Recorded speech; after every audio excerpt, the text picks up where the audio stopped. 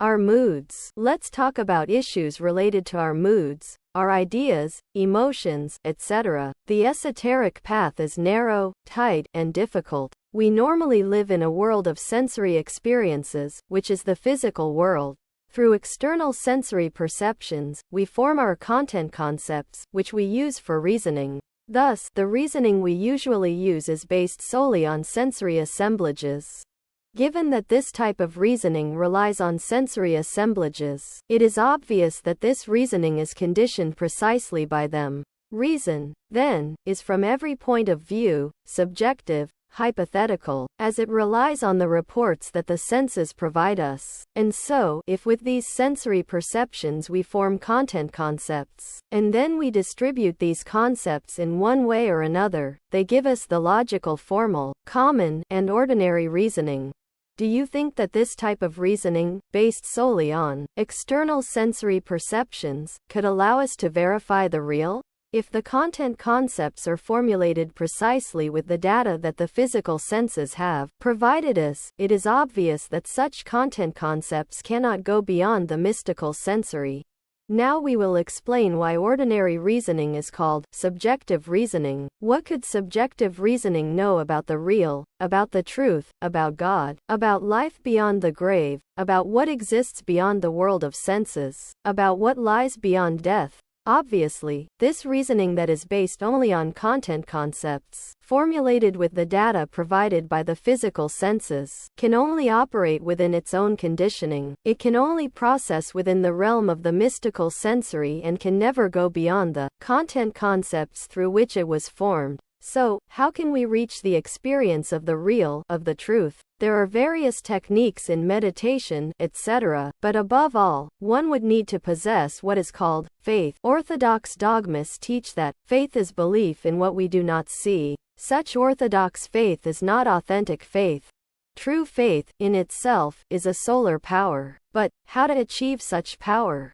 That is the problem. Is it possible to achieve faith? The physical senses cannot provide it. They provide data with which, I repeat, we will formulate our content concepts, which are fundamental for reasoning, and that's it. But that solar type faith, which goes beyond simple subjective reasoning, which has such extraordinary power as to move mountains, which combined with meditation leads us to illumination, cannot be achieved with the simple reports provided by the physical senses. Some ask for faith, cry out for faith. It's good to pray, but as the saying goes, praying to God and pounding the hammer. So, what to do? In reality, to achieve faith, one must first manufacture it. Faith is not something that can be empirically achieved. I repeat, it must be manufactured. And how is it manufactured? Through study and experience. It is clear that through study and direct experience, via the technique of meditation, we will come to understand, and from that understanding comes, spontaneously, what is called faith. Understanding, in itself, does not belong to the mind. It is an exclusive property of the third logos, of Lord Shiva, of Binah, the great Sephiroth, one of the three supreme Sephiroth, of the Holy Spirit. If we are experiencing through meditation, if we are studying something, some transcendental topic, if we strive to understand it, it is obvious that the first thing we will have is the mystical experience, as a result of study and meditation. Then understanding comes. That spark of light that the third logos gives us. He comes to our aid to give us understanding, and from that understanding results faith. Understanding, I repeat, so it is clearly understood, has its basis in the third logos, and from this comes faith. Thus, if understanding has its basis in the third logos and from this comes faith, obviously, the root of faith itself is in the third logos, that is, in the Holy Spirit. But in acquiring faith, there are grades and levels, scales and systems. Obviously, my dear brothers, when I refer to systems and systems, I am referring to hierarchical issues, solar systems, worlds, universes, atomic systems, etc. As for the practical means or system to achieve faith, it is none other than what I have already mentioned. I emphasize the idea that there are degrees and levels, because knowledge is multiple, multifaceted. For example, suppose we are ignorant of the law of eternal return. We are informed. We know nothing. What to do? How to come to have faith in that law? One must study, first of all, the doctrine of eternal return of all things. Through intellectual information, we will come to know that the stars return to their starting point after many years, that the atoms within the molecule always return to their original starting point, that the sun has an elliptical path, returning south every year and then north again. Through information, we will know that days and nights return, that seasons and ages return. We will also learn, through information, that the law of eternal return allows us to return, to reincarnate, to have a new body after we have lost the one we have. That is obvious, but up to that point, we need something more. We need to remember our past lives. That is obvious. As long as we do not have the memory of our previous lives, we cannot say that we know. No. We will have the theory accumulated in the mind, but that is not truly knowing. So, what to do? First of all, we need to investigate. There are systems to remember past lives. Gautama, the Buddha, taught the method of retrospection, and it is wonderful. But, how could we come to have faith, for example, in that method taught by Gautama, the Buddha? There is only one way. How? First, study. Second, practice. From study and practice comes understanding. Then, as a result, faith emerges. And with faith, we will successfully practice the retrospective exercise. The exercise is easy, simple. One starts by lying in bed, with the body relaxed. One should remember, concentrate on the recent events of the day before that, and so, retrospectively, remember, relive all the incidents of the day. Then we will proceed with the incidents of the previous day, also retrospectively. We will continue trying to remember what we did the day before that, and so, with that process, we will try to remember the last 15 days of our life, the previous 15 days, everything we did in the past month and the month before, and what we did in a year and in 10 and 20 years. We will strive to remember all the events of life, always retrospectively. When reaching the first 5 years of childhood, the problem arises. How to remember occurrences from life when we were 4 years old? 3, 2, 1. How? We have no choice but to combine meditation with dream. At times when we feel predisposed to sleep, we will practice the exercise, trying to remember in detail all the incidents of our life when we were 4 years old. 3, 2, 1. Memories will emerge in flashes, sparks, etc. These first flashes, memories of the early years of childhood, are the result, first, of having known the practice, the study.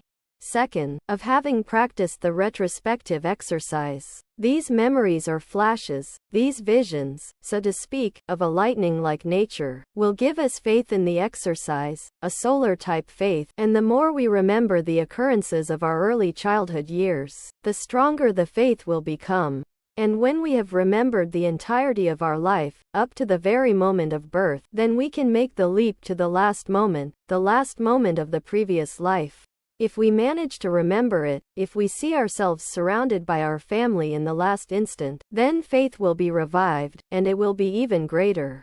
We will say, "What an extraordinary exercise, I am pleased with this practice." And as we continue with our retrospective exercise, we will remember the last years of the past existence, the penultimate, the antepenultimate, youth, adolescence, childhood, the moment we were born in the past existence. When we achieve this, we will have an unshakable solar-type faith. Someone might come and tell us that this exercise is of no use, and we would laugh at such a statement. The best reasoner might come to try to disprove us, and we would laugh at the reasoner. Our faith, the result of study and experience, would sustain us. Then we would say, "I know the law of eternal return of all things," but we would not say it merely in an empirical, intellectual, or reasoning manner. We would speak with knowledge of the cause. We could say, "I have returned and here I am," and we would speak with such certainty that we would move many. Thus, we would have acquired faith in the retrospective exercise. This procedure, taught by Gautama, Buddha Sakyamuni, allows us to remember all our previous existences. It is a marvelous exercise. But hearing an assertion or explanation is one thing, and the practice you must perform is another. By listening to the dissertation on such an exercise, you receive information. You are indeed studying, but by practicing you are practicing. And from study and practice comes understanding. And as a result of understanding, faith. That understanding is given to us by the third logos, and faith is the final result of living, verifying, and understanding. Thus, brothers, there is no other way to have faith. But if you manage to develop, for example, faith in the retrospective exercise, faith in the law of eternal return of all things, based on study, experience, and understanding, it does not mean, for that reason, that you have full faith in other topics, such as the existence of Atlantis. You might have heard that Atlantis existed, but you do not have proof. You receive it as news. You might accept it, but you have no real evidence. Therefore, to determine whether Atlantis existed, you would need to verify that information. First, study where Atlantis was located.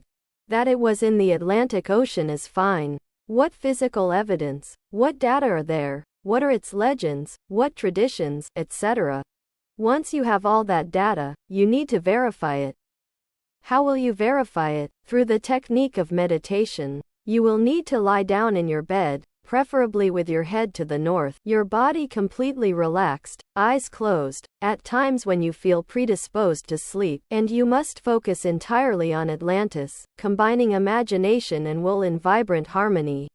Remember that imagination is feminine. It is worth mentioning that will is masculine, and that combining these two polarities holds the key to all power. Thus, we should not underestimate imagination. There is a strong tendency to underestimate imagination. Some say, those are things of the imagination, I accept them because, or it is just my imagination, meaning they do not appreciate the value of imagination. Distinguish between intentional imagination and mechanical imagination. Intentional imagination is the translucent that allows us to see the great realities of the inner worlds. Mechanical imagination is fantasy, formed from the debris of memory. So, let's distinguish between imagination and fantasy. Underestimating imagination is absurd. Thus, we must develop imagination, cultivate it. If we concentrate properly, I repeat, on Atlantis, with the body relaxed, vividly imagining the Atlantean continent, if we unite will with imagination in vibrant harmony, wanting to see Atlantis, if we practice daily, imagining it there, in the Atlantic Ocean, seeing a group of wonderful islands, among them Poseidon's with the 7 solid gold doors, etc., if we truly practice, what will happen? One day, we will see Atlantis. Obviously, there are 3 phases in initiatic knowledge. First, imagination. Second, inspiration. Third, intuition. Imagination, inspiration, and intuition are the 3 mandatory paths of initiation. We will vividly imagine the Atlantean continent, just as it was there, situated in the ocean bearing its name, the walled cities, etc. And our will be, wanting to see, and our imagination will be awaiting, being receptive, to see what comes to the imagination.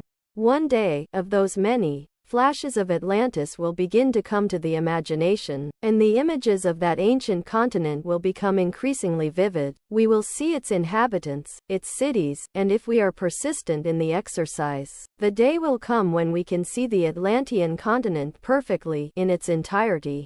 Those flashes will give us faith, but that faith will increase when we move to the second aspect called inspiration. When inspired, we will feel within us what Atlantis was. We will know about its life and tragedies. A third degree will lead us to intuition. And then, through intuition, we will not only be able to clairvoyantly see and feel the vivid emotions of the people, etc., of the Atlantean continent, but we will also be able to study, in its entirety, the life of that continent, that humanity, in the very sealed archives of nature, in the Akashic records. When that happens, we will have much more faith. Thus, we see how faith is susceptible to development. Someone can have faith in one thing and not in another. Those who want to have faith in everything will need to study deeply and experience, and then, as a result of study and direct experience, understanding will come, and as a sequence or corollary of such understanding, faith results which, as I already told you, obviously has its roots in the third logos. This is how faith develops, based on study and experience. That concludes my words. If anyone has something to ask, feel free to do so. Student: Master, can faith become a habit? Master: Indubitably, faith is not something that can become a habit, no. Our habits, which ultimately we need to study, belong to the motor center or movement center. Generally, they are, so to speak, mechanistic to 100%. If one wants to become aware of the activities of the motor center, one must study their habits. And it is necessary to study them to know them better, because we have many habits that we ourselves do not know. Thus, since habits are simply part of the motor center, of established customs, of prejudices, of the environment in which we have grown up, faith, which is something objective, could not become something merely subjective. Therefore, first of all, faith can never become a habit. Second, it is not possible for faith to become mechanistic, automatic, because if conscious faith becomes automatic, it is no longer conscious. It would be blind faith like that of a Coleman, subjective, but not the true conscious faith that we seek, that we desire, that we want. To achieve conscious faith, one needs to be alert, like a sentry in wartime, never falling into the mechanistic nature of existence, into habit, into custom, into the atavistic. Conscious faith can only be developed or manufactured, as I already said, through study and direct experience. From there comes the understanding given to us by the Logos, and as the final result, faith, which obviously has its roots in the Logos. Thus, conscious faith unfolds from moment to moment, from instant to instant. It might happen that you are full of faith and yet doubt that a copper molecule, in atoms, for example, has a very special center of gravitation, that such a molecule serves, so to speak, as a center of gravity for cosmic forces to evolve and involute. You might say, the theory is good, but I don't have evidence, and yet, be radiating faith, but in that detail, not having it at a given moment. Then you would need to study the constitution of that copper molecule, but study it carefully, from a physical point of view, and then study it through meditation. Lying in your bed, with your body relaxed, vividly imagining the molecule, wanting to see it, that is, uniting imagination, which is feminine, with will, which is masculine, trying to discover the life of that molecule, at a given moment, with inspiration. One day you might suddenly see how the cosmic forces gravitate in that molecule, evolving and de-evolving. The result? It would increase your faith. You would have a new conscious faith in something you had not had faith in before, even though you might have faith in many other things. But later, you might find yourself thinking, man, vegetables are wonderful, but there are plants that heal and plants that kill. I can't believe, you would say, that a plant that kills can have an innocent and pure elemental. How can that be possible? Doubt would arise. If it kills, how can the elemental be innocent? You would say, the elemental of a plant that doesn't kill might be innocent, but what about one that does? Then, you wouldn't have faith in that plant. You would need to research it, focus, say, on the hemlock, for example, and meditate on it. With your imagination, visualize the plant, its roots deep in the earth, its leaves, its branches. Then try, with your imagination, to learn about and see the elemental of that plant. One day, when you least expect it, the elemental might appear before you. That innocent child, all are innocent. It's not the elemental's fault that people might use that poison for evil. It's just a plant like any other, and that's all. Then, at that moment, you would say, ah, yes, I have faith. The elemental of that plant is innocent. Now I believe it is innocent. I have faith. Then, another facet of faith emerges. And if we think that knowledge is infinite, that cosmic wisdom has no limits or boundaries, then we must think that faith also unfolds in an infinite manner. This is obvious, and from moment to moment, and can never become mechanistic, automatic, or part of our habits and customs, etc. Understood? Student: I have another question. Teacher: let's hear it. Brother: Student: Kundalini. What do you understand by the term Kundalini? Teacher: Well, the term kundalini is composed of two words, kunda, which reminds us of the abominable kundartigador organ, the tail with which the biblical Satan is represented, and lini, which is an Atlantean word meaning end. When one raises the sacred fire along the spine, it puts an end to the bad consequences of the abominable kundartigador organ. With that fire, one can destroy those bad consequences which together constitute the self. So, Kundalini and Kundartigador are important. Kundalini, serpent ascending. Kundartiguador, serpent descending.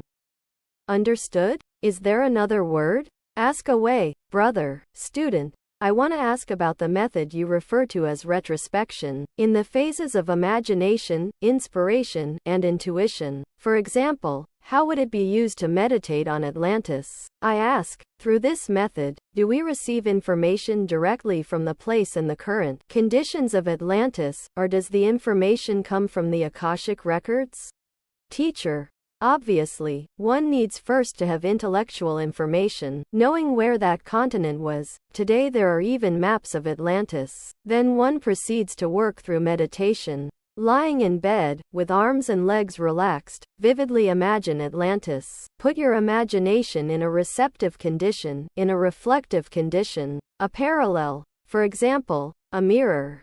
The mirror can reflect the starry sky. Similarly, imagination is a mirror in which the wonders of nature, including Atlantis, can be reflected. But first, one must concentrate attention on Atlantis. Then, with an open imagination, in a receptive attitude, there may come a day when you perceive that continent. It is in the Akashic records, but it can be reflected in the imagination, like a mirror. And that is where direct knowledge comes from. But one must know how to combine powers. I have said that imagination is feminine, that will is masculine, and that the union of both powers or faculties holds the key to all power. Now, the first aspect of initiation is imagination, then follows inspiration, and lastly intuition. The first spark would be to see with the imagination, truly, that Atlantis is reflected in our imagination, its cities, its towns, its villages, etc. A higher impulse would lead us to inspiration, to feel how life unfolded in that continent. It would no longer be cold figures. We would feel the joys and sorrows, and the entire way of life of Atlantis.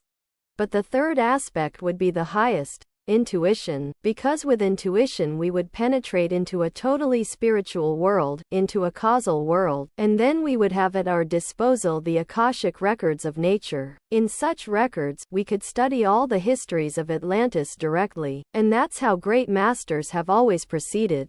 That's all. Student. Teacher, would it be correct to take the definition of the Elohim as emanations of the Absolute, which decrease in vibration as they project one another, so that at the end they condense into a form of electromagnetic vibration that forms what we consider or call matter?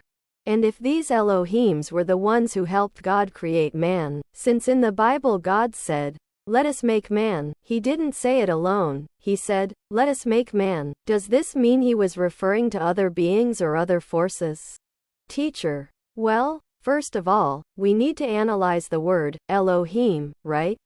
Elohim is actually a feminine word with a masculine plural ending. The H is pronounced like J, so the exact pronunciation is Elojim. If the word Elohim is pluralized, then Elohim are the army of the voice, composed of perfect male-female creatures. And Valentine, the founder of the Gnostic order of the Valentinians, expressed the same view. The Elohim as perfect pairs, emanating from the Agnosthos Theos, that is, from the unknowable divinity, from the unknowable being, which is the absolute, or better said, the abstract absolute space. It is obvious that this space is devoid of all kinds of qualities, beyond any possible intellectual conception. It is both empty and full at the same time. If we said that agnostos theos, the absolute, is only an empty space, and nothing more, we wouldn't give a very precise indication. But if we say that agnostos theos is both emptiness and fullness, we can precisely indicate the essence of the absolute. Now, penetrating into the depths of what the absolute is in itself is not possible through mere speculative reasoning, as it is beyond any possible speculation, but from it emanate, in perfect pairs, says Valentine, the Elohim. These emanations in perfect pairs come to build the universe. They are the cosmocrators, perfect androgynes, the creators of the universe. As it is said, "Let us make man in our image and likeness," it is obvious that they themselves, taking form, descended into Lemuria, as they did in the Polar Epoch and in Hyperborea, living as perfect humans, as androgynes. In the Polar Epoch, simply androgynes that reproduced through FISIPAROUS sexual acts. In the Hyperborean epoch as androgynes that reproduced through the BROTATION system, and in the Lemurian epoch as hermaphrodites that reproduced through gemation, that is, man himself made in our image and likeness, as they themselves were, at their core, that man. That they withdrew from the panorama of the universe is true. They left these forms of discarded matter, already useless to them, divided into opposite sexes, to the higher elementals from the animal kingdom. Thus, this humanity, these three-brained bipeds, or three-centered beings, were the higher animal elementals that occupied the vehicles or the discarded forms of the Elohim. They left, but left the bodies, already divided into opposite sexes, for the higher elementals to occupy, and they did occupy them, and as the higher elementals occupied them, they withdrew, until they were gone. That some Elohim fell is true. And this is the angelic rebellion. Not all fell, but many did fall, and this is written in all mythologies, the rebellion of the angels. The fall, this is part of all the old religions of antiquity.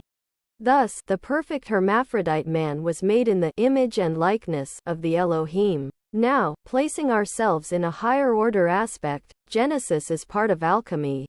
While it is true that through Genesis the entire panorama of the universe unfolded and developed, it is also true that the alchemist must work with that same Genesis and become made in the image and likeness of the Elohim. At the moment one reaches the sixth day of creation, one becomes in the image and likeness of the Elohim when they have been swallowed by the serpent and, in turn, this has been devoured by the eagle. When one has become a Quetzalcoatl, a male-female being, then one becomes an Elohim again, a perfect man made in the image and likeness of them, he, she, God and goddess at once. Is there any other question, brother?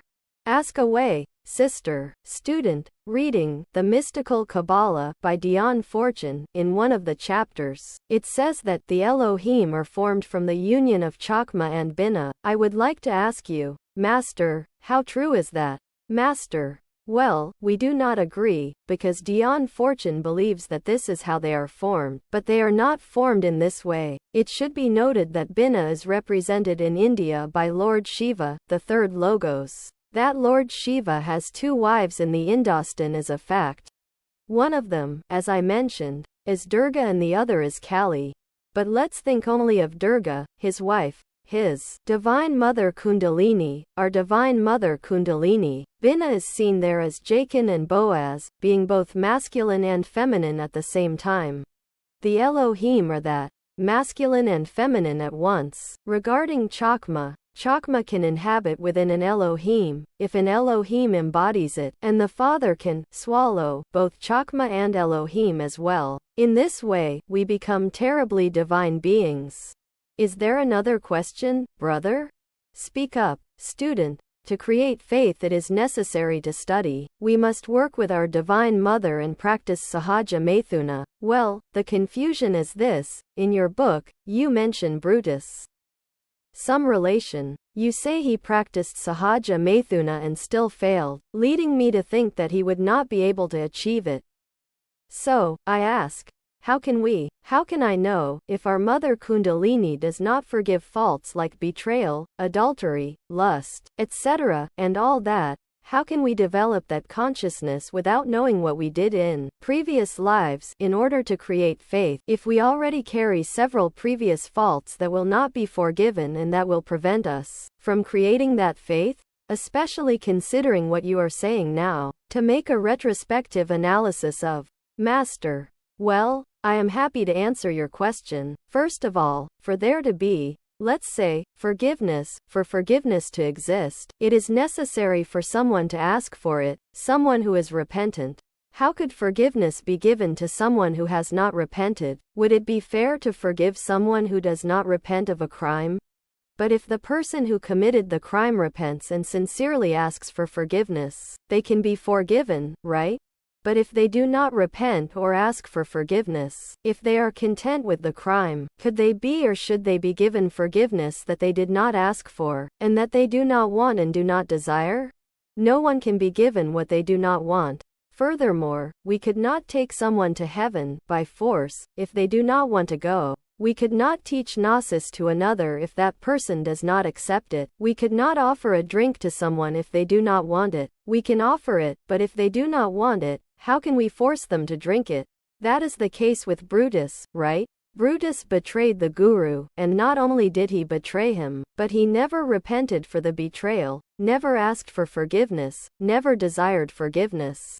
Why should forgiveness be given to someone who did not ask for it? Why should someone who has not repented of a crime be forgiven?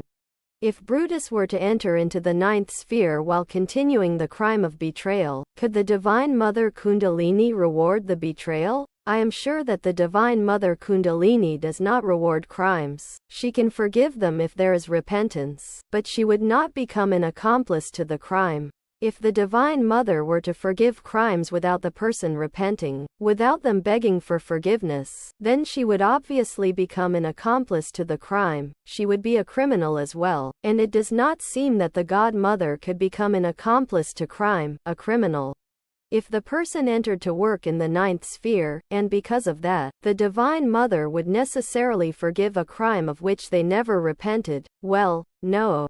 Because the ascent of the sacred fire, the ascent of the serpent along the spine, is controlled by the merits of the heart.